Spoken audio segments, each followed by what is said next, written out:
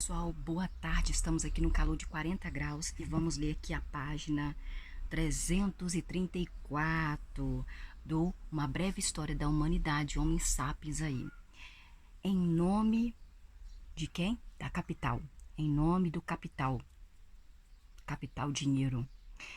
A nacionalização da Indonésia pela coroa holandesa no ano de 1800 e da Índia pela coroa britânica em 1858 não colocaram fim à aliança entre o capitalismo e o império.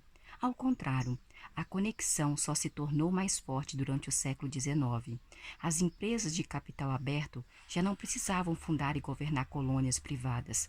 Seus administradores e grandes acionistas agora controlavam os bastidores do poder em Londres, em Amsterdã e também em Paris. E eles podiam contar com o Estado para cuidar de seus interesses. Como Marx e outros críticos sociais ironizaram, os governos ocidentais estavam se tornando um sindicato capitalista.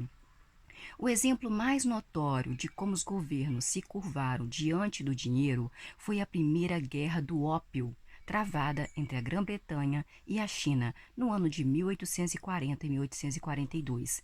Na primeira metade do século XIX, a Companhia das Índias Orientais e vários homens de negócios britânicos fizeram fortuna exportando drogas, principalmente ópio, para a China.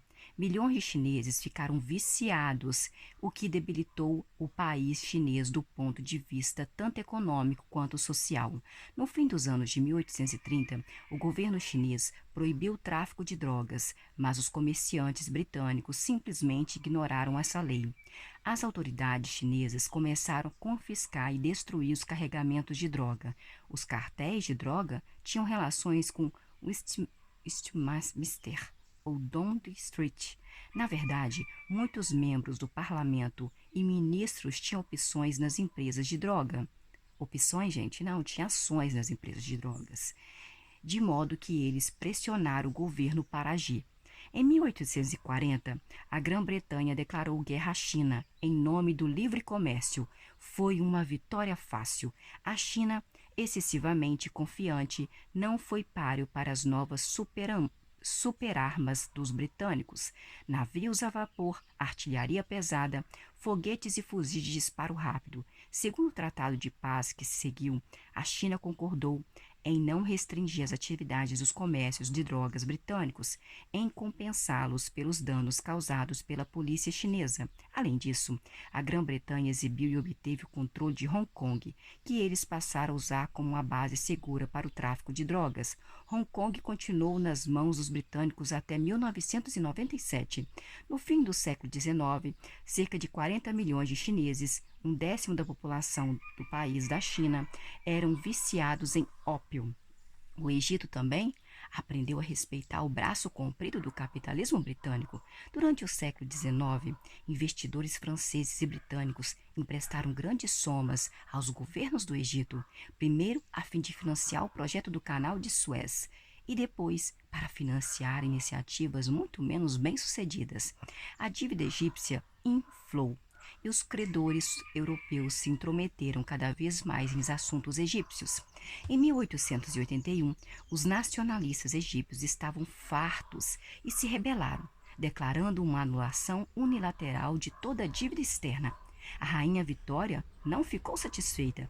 Um ano depois, a rainha Vitória enviou seu exército e sua marinha para o Nilo e para o Egito e continuou sendo um protetorado britânico até o fim da Segunda Guerra Mundial.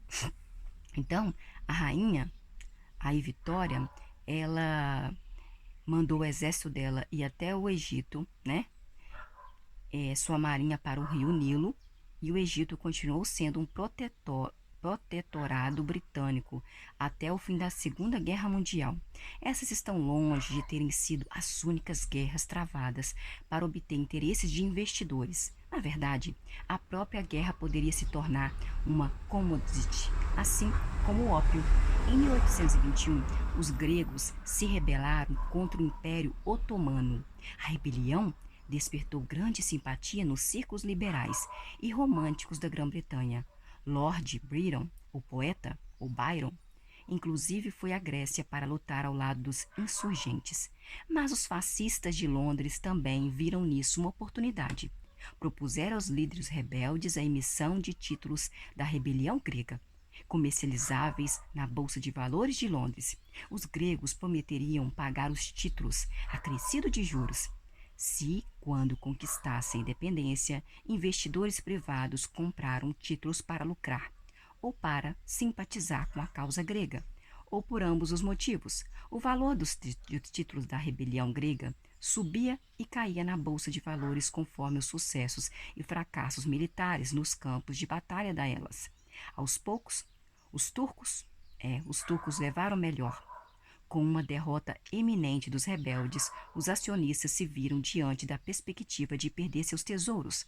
O interesse dos acionistas era o interesse da nação, de modo que os britânicos organizaram uma frota internacional em 1827 e afundaram a principal flotilha Otama, na Batalha de Navarino. Depois de séculos de dominação, a Grécia finalmente estava livre, mas a liberdade veio com uma dívida gigantesca que o novo país não tinha como pagar. A economia grega foi hipotecada e credores britânicos durante décadas. O braço de osso entre a capital e a política teve implicações de longo alcance para o mercado de crédito. A quantidade de crédito em uma economia é determinada não só por fatores puramente econômicos, como a descoberta de novos campos de petróleo ou a invenção de uma nova máquina, como também por acontecimentos políticos, como mudanças de regime ou políticas externas mais ambiciosas.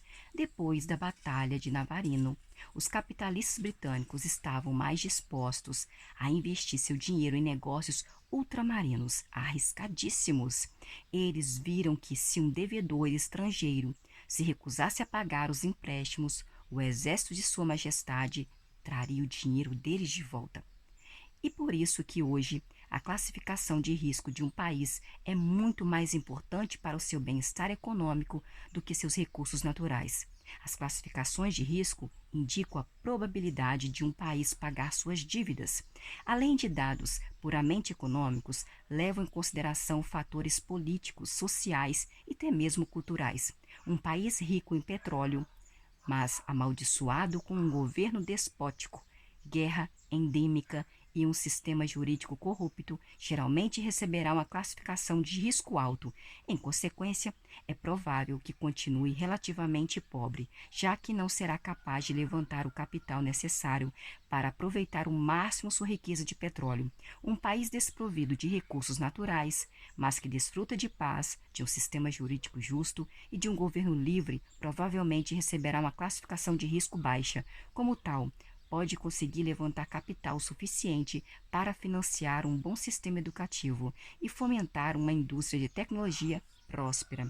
Essa foi a página Em Nome do Capital, página 334 até 337.